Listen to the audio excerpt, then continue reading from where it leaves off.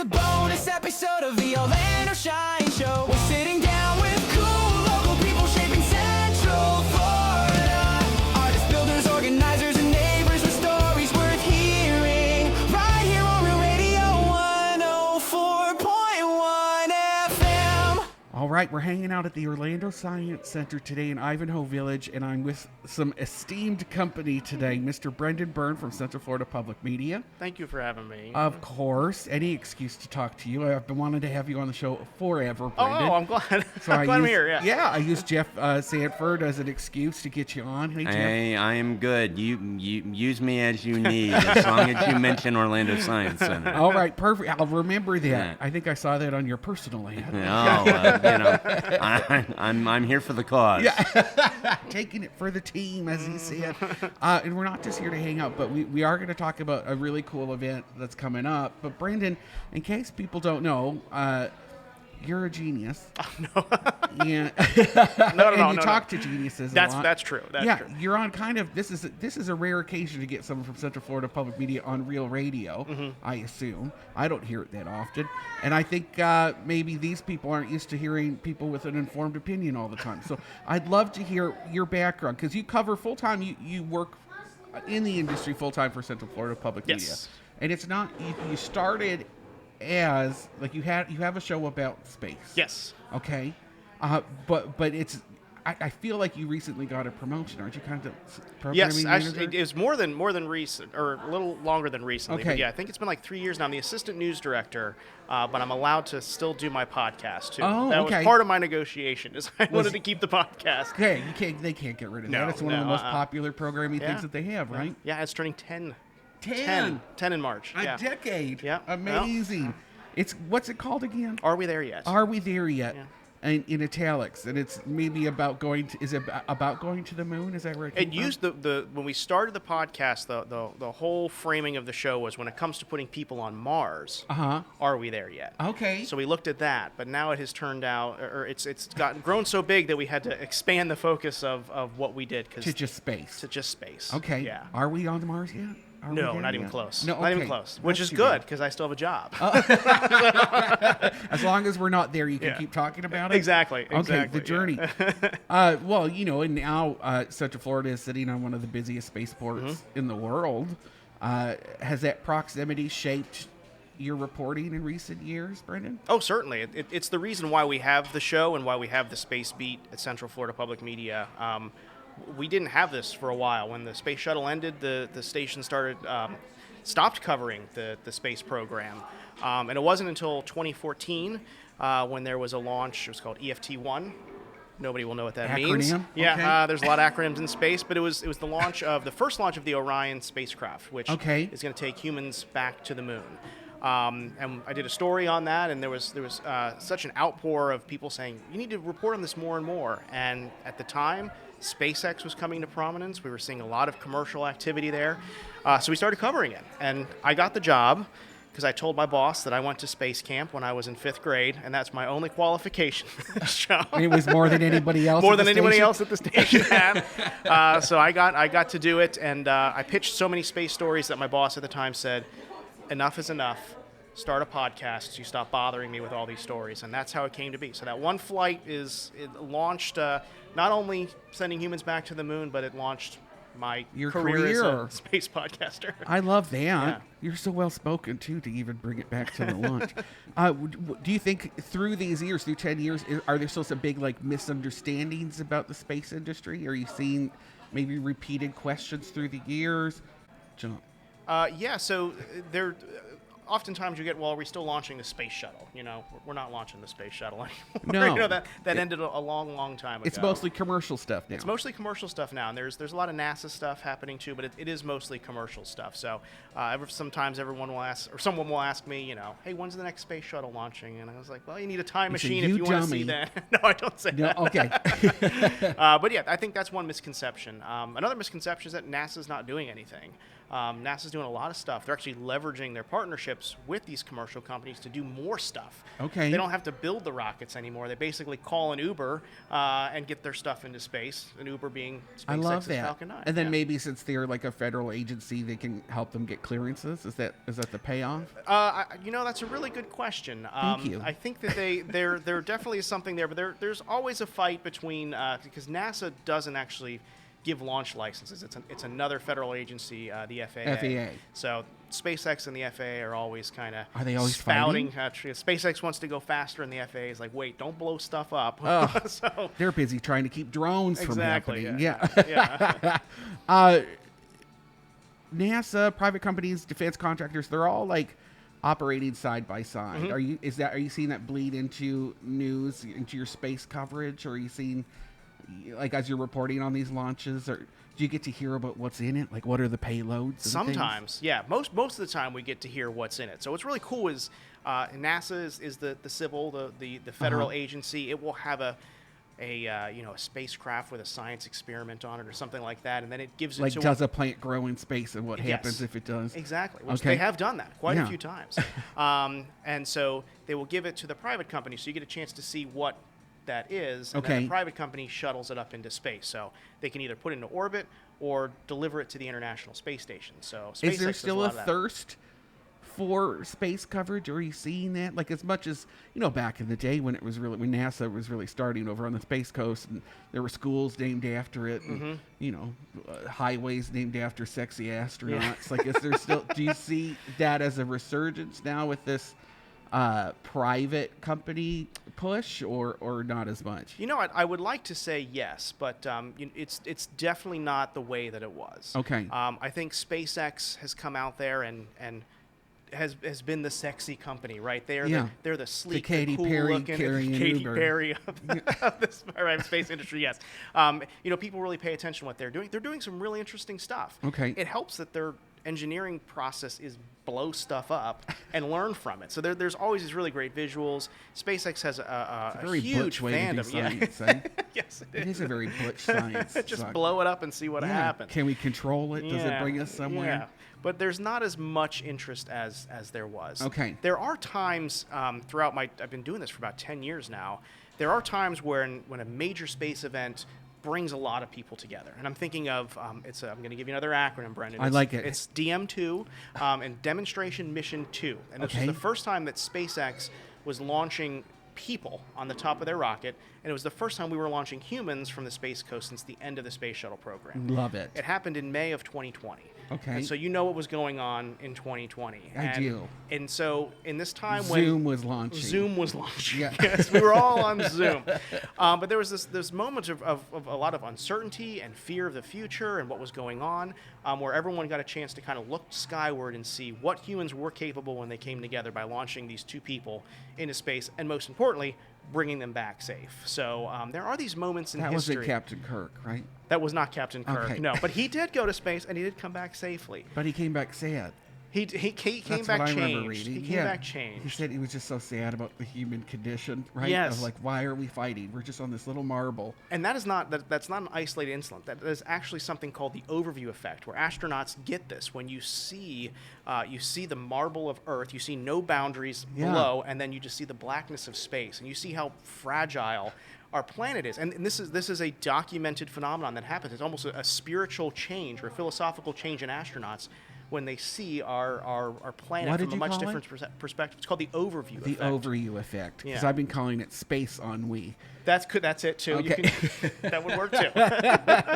Anyway, I could talk to you about science all day, and I feel like I probably should, because I need to learn some things. And actually, maybe one more question. Sure. Do you have like an honorary doctorate now from having Not covered yet. space over No, but 10 years? if anybody is listening and wants to give me one, that'd be great. Yeah. So, I don't want to go back to school, but I love the doctor in I front of my feel like name. you know Yeah. enough by now. You I know all def- the I- acronyms. I know the right questions to ask the right people. So Okay. I will not smart, but I know smart people. That's my claim to That's a fame as journalist, well. right? That's what we do. As right? long as Yeah, we know yeah, some people. It's yeah. all about access. So we have an event coming up here at the Orlando Science Center, Science Night Live, which is part of the larger STEM Spark Fest, right, Jeff? Is that? Yeah, Spark STEM Fest. You were Okay. really close. Just the order was out a little bit. And it's the weekend of the 14th, right? It's Yes, the 13th yes. Spark STEM Fest is 14th, 15th, and 16th. Science Night Live is the evening of February 14th. Okay, and so it's tucked away into this larger umbrella of programming. Yeah, it's basically. It was Otronicon. Yes, originally, yes, and I appreciate you knowing your Orlando Science Center history. I thought you said Brokeback. But Otronicon was the big video game simulation technology event that we did at the Science Center. It started in 2006. And all events kind of have a shelf life. They change, they evolve. You need to reinvigorate them. And we saw introspective. We saw Otronicon changing. We saw people's attitudes towards science changing. And we wanted to make the event bigger and broader and bolder. And so it evolved into what we now call Spark STEM Fest, which embraces all the sciences. Science, technology, engineering, math. And what we're trying to do is promote why that's important to all of us. Why is it important, Jim? Because, man, everything is connected to science, technology, engineering, and math. And not just those items, but the skills that you need to be successful in these science careers are the same skills you need to be successful in life. And science careers are the ones that aren't going to go away because of artificial intelligence, No, right? and science is everywhere. Science is making this broadcast possible. Whoa. And but these skills that are important, these things we call STEM skills, are actually problem solving, critical thinking, communication, collaboration. And these are skills that we all need. We all need to be curious. We all need to be creative. And that's what we're trying to do through Spark STEM Fest, is connect people with folks that are doing exciting STEM careers, look at innovative tech, do some cool activities, see awesome speakers, see some great art, experience some live shows. And it's for all ages. Okay. Spark STEM Fest is for all ages, but especially Science Night Live on February 14th. That's just for grown-ups, 18 and up. It's only an adult evening. We're going to have aspects of Spark STEM Fest. I love adults-only programs. Yes. Keep the kids well, out. and that's what I love This about isn't it. a brewery. Well, what I love about it is adults are curious too. Yeah. Adults want to have fun learning something new. Yeah. And when they come for Science Night Live, which is our quarterly adult event, and they come to the Science Center and they go, I love that you got all the kid stuff out and you brought all the adult exhibits so we could explore. And it's like, it's not like we got them sitting in the back and we just roll out the 18 plus stuff. Uh-huh. It's the same things we're doing. It's just we got the kids out of the way. Got rid of all the little people. And so because people are curious, people want to learn, people want to experiment. So Science Night Live, we turn the Science Center over.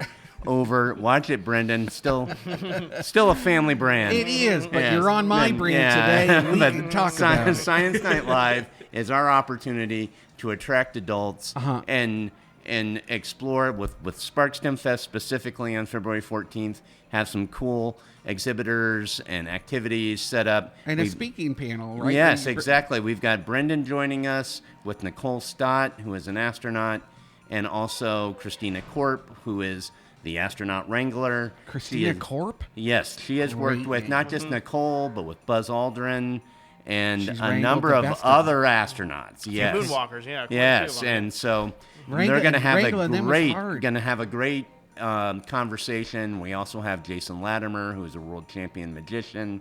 He is going to do some really crazy illusions that are based in science. He's going to walk through a pane of glass. He's going to do some insane stuff. You also buried that he's very handsome. You did not tell me that when you were asking if I wanted to do All right. Yes. Jason Latimer is a good-looking man for those of you in the radio world.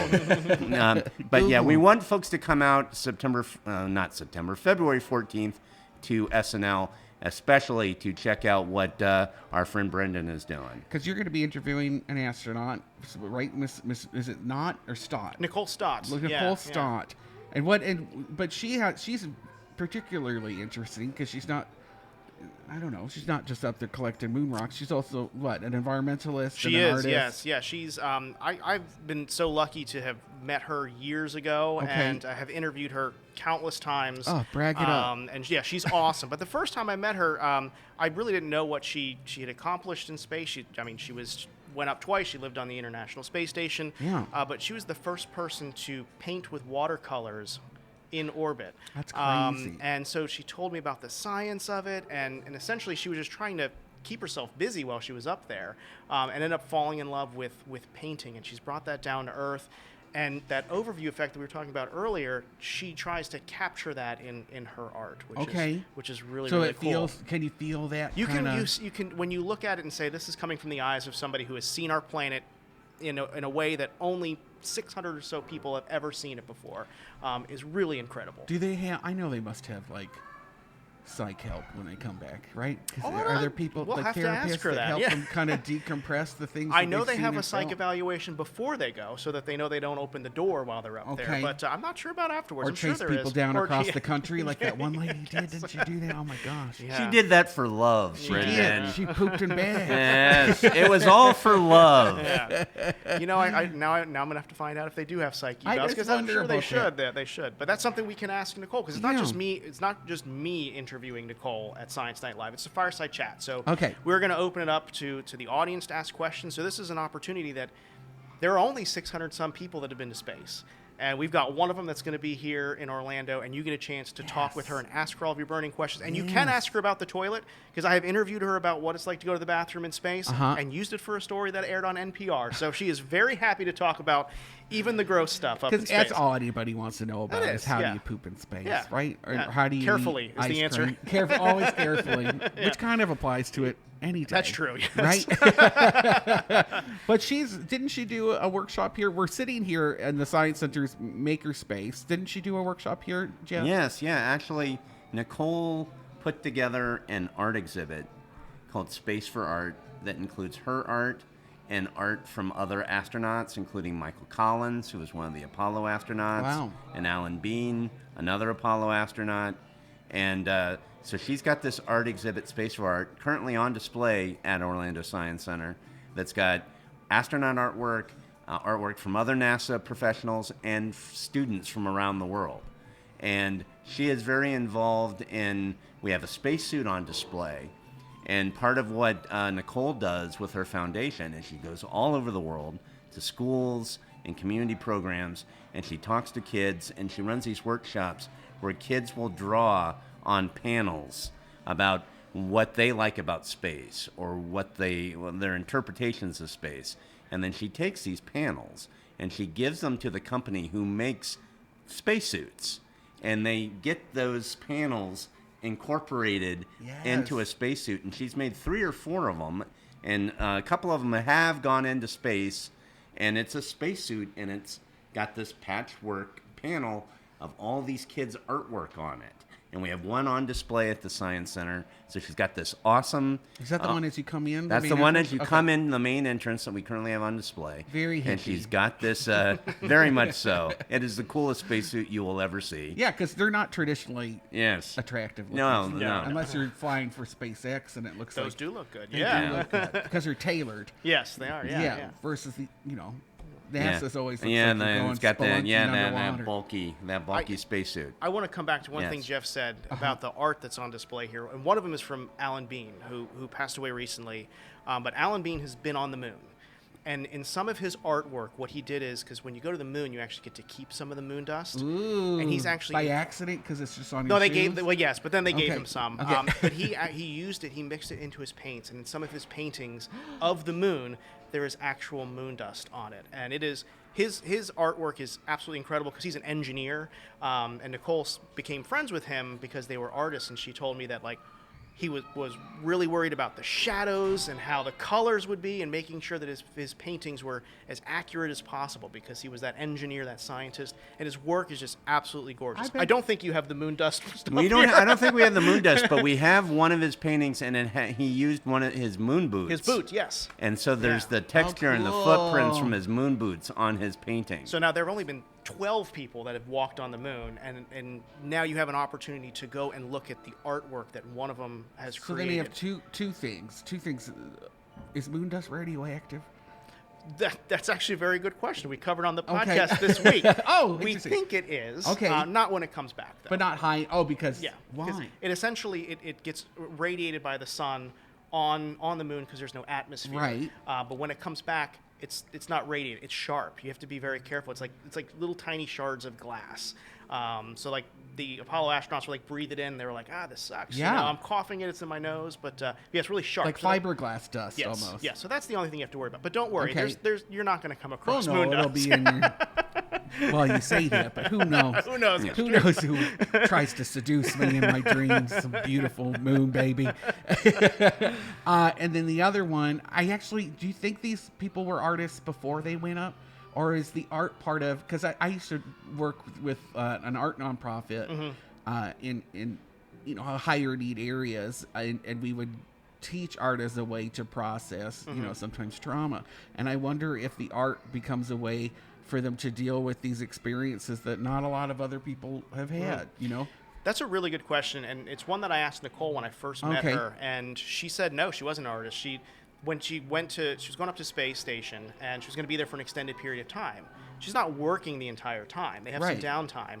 And what are you going to do? Exactly. So people bring all sorts of different things, crosswords, guitars, Okay. all that. And I guess somebody who was helping her pack was like, do you want to try watercolor painting? And she's like, sure, never done that before. And so the first time she did it was up in orbit. You just have to touch that floating, is it Yeah, like the so she floating said ball of water? she said when she used her her brush, it was just a little ball of water, and it behaved much differently. Cool. I believe Alan Bean was artistic, but didn't get into it until he retired Okay. afterwards. So it does seem like it is an outlet for creativity, and Yeah. when Because I grew up with Roberta Bondar, up in Canada, the first Canadian astronaut. And she was from my hometown, and so she was like the big local celeb, but she was a photographer. Okay, yeah. And so she always had big exhibits all across the country. Another Canadian astronaut famously brought his guitar up there too, Chris Hadfield. Yeah. Yeah. Did he do, was it cold? No, what did he do? He did a David Bowie song. Yes, Yeah, yeah. Space Oddity. Yep, yep, yeah. Which, I listen to all the time. I love that song. It's my bike riding song. Do you think, are you seeing a shift? Like when you have these events, Science Night Live, these panels, do you see a shift in the audience and maybe being a little bit more receptive to the role of science in their day-to-day lives? Are you moving the needle, That's Jeff? the whole reason we do it, is some people we call it barriers to entry. They have these preconceptions that science is complicated. Yeah. It's boring. It's not for them. It's not relevant to their Their lives. cup is full. And so what we're trying to show is science is cool. It's exciting. It's always changing. It's connected to everything you do. And so we do find through events like Science Night Live, through Spark STEM Fest, even Science on Tap that you were at recently. Loved it. It's like what we're doing is we're doing fun stuff, and we're showing you the science that's involved in it. Mm-hmm. It's like you're already interested in music or painting or beer, and Yeah. we're just showing you the science that's connected to it. And we're here in the makerspace right now, and this is very much a place where people do stop motion animation. They play with origami.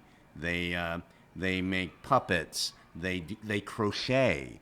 And people are like, well, you're a science center. What's crochet have to do with science? But it's all a particular set of skills, your problem solving, your critical thinking. Yeah. And, there's logic. There's creativity in science. There's Also just that creativity in cognitive art. thing of kids Very much moving so. those muscles Very much so. patterns. And then Nicole is going to be here not just at Science Night Live. She will come out to Spark STEM Fest, and on Saturday especially, we are going to do an open make session where people are going to take recycled materials and they're going to make their own spacesuits. So we're going to find boxes and cans and aluminum foil, and Nicole's going to lead everybody in these sessions and making your own spacesuit. It's going to be a real blast, I both love it. during the day on the 14th and then big fun at Science Night Live on the evening of the 14th with Brendan and Nicole and Christina. Thanks so much, guys. It's so exciting.